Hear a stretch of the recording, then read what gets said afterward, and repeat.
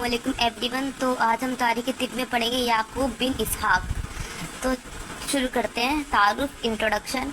अबू यूसुफ याकूब बिन इसहाक बिन सिबाउल कुंदी बैतुल हिकमत से ताल्लुक़ रखने वाला वाहिद मुसल्लिम फ़लसफ़ी व मुतरजिम है, यानी कि इकलौता इंसान है जो बैतुल हिकमत से रखने वाला मुसल्लिम और फ़लसफ़ी। ये पहला शख्स है कि जिसको फ़ैलसोफ़ुल अरब का खिताब दिया गया। ठीक है, ये पहला शख्स है। इसकी तारीख पैदाइश व वफ़ात का सही इल्म नहीं। ठीक है मतलब सही से इल्म नहीं है, श्योरिटी नहीं है। ये कहाँ से ताल्लुक़ रखता था? बैतुल हिकमत। बैतुल हिकमत से जितने भी अतिब्बा निकले हैं वो बहुत ज़्यादा मशहूर कामयाब निकले हैं। सिर्फ इतना कह सकते हैं कि ये 9वीं सदी ईस्वी का स्कॉलर है और गालिबन बिसरा में पैदा हुआ। मुअर्रिख कुम्हार ने अल कुंदी की तारीख वफ़ात की है। बाद मुअक्खरीन इसको यमन का बताते हैं। ठीक है, तालीम व तरबियत एजुकेशन देखते हैं उसने कहाँ से हासिल की और कैसे हासिल की। याकूब बिन इसहाक का ताल्लुक़ अरब के एक हाकिम ख़ानदान से था। इब्तिदाई उम्र के चंद साल बिसरा में गुजरे, बाद में बगदाद चला गया और वहाँ जाकर मुख्तलिफ उलूम व फ़नून में महारत पैदा की, यानी कि अलग अलग एजुकेशन वगैरह में उसने अच्छे से महारत की। फ़ज़्ल कमाल। याकूब का फ़ज़्ल कमाल दर हकीकत कमाल के दर्जे में था, यानी सच में ही वो बहुत अच्छा कमाल था।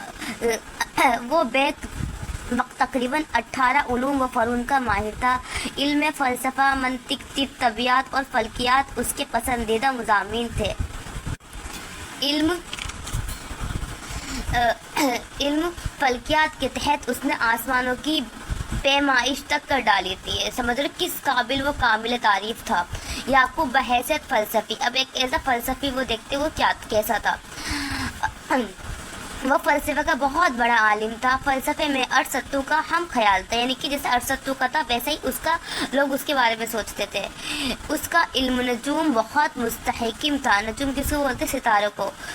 उसका इल्म नजूम के 9 हकीमों में शुमार किया जाता है। उसको इल्म हिंदसिया और रियाजी पर भी अबूर था। चुनाचा उसने दवाओं के असरात यानी इफेक्ट्स ऑफ मेडिसिन की तवज़ी उनके तबी खवास, हार, याबिस, बारिद और रतब के हिंदी तनासुब से की थी। ठीक है, यानी कि उसने कैफियत देखी थी उसकी अद्विया की, मेडिसिन की। उसको इल्म हिंदसिया और रियाजी पर भी अबूर था। चुनाचा उसने दवाओं के असरात की तवज़ी तो याकूब बहैसियत मुसन्निफ। एज ए राइटर वो कैसा था?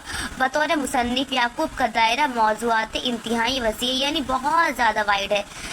उसने तिब, फ़लसफ़ी और नफ्सियात पर मुतअद्दिद किताबें तहरीर की हैं। ख़ास तौर से मौज़ूए तिब के तहत उसने मुआलिजा यानी इलाज और अद्विया पर ख़ुसूसी तवज्जो दी। उसने किस पर फोकस किया? इलाज पर और मेडिसिन पर।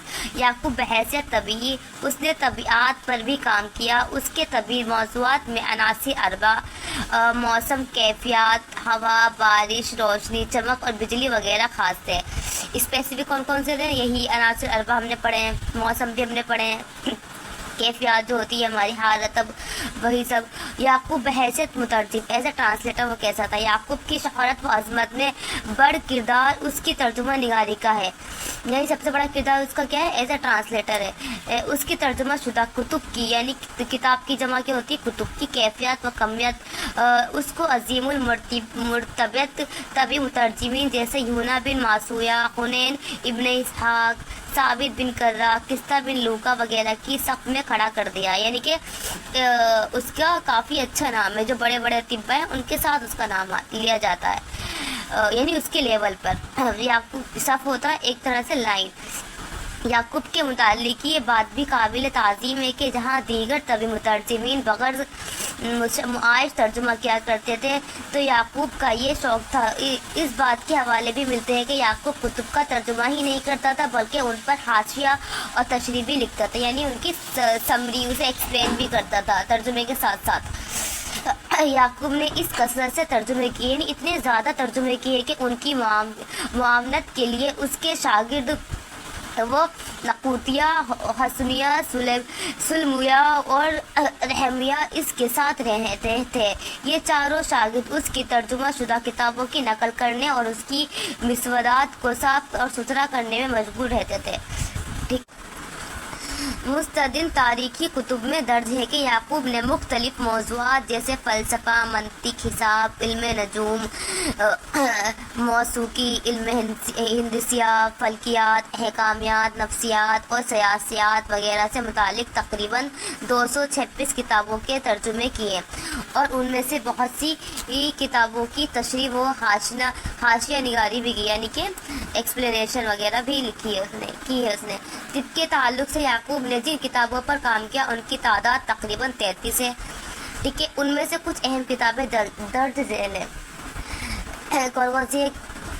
کتاب فی الغذاء والدواء، کتاب فی اقسام الحمیات، کتاب فی علاج الاطفال، الادویات، جوامع کتاب الادویہ المفردہ، جالینوس، قراب الدین الکندی۔ آخری کتاب کو مارٹن پوری نے انگریزی میں ترجمہ کر کے وہاں عربی متن شائع کروایا۔ شکریہ۔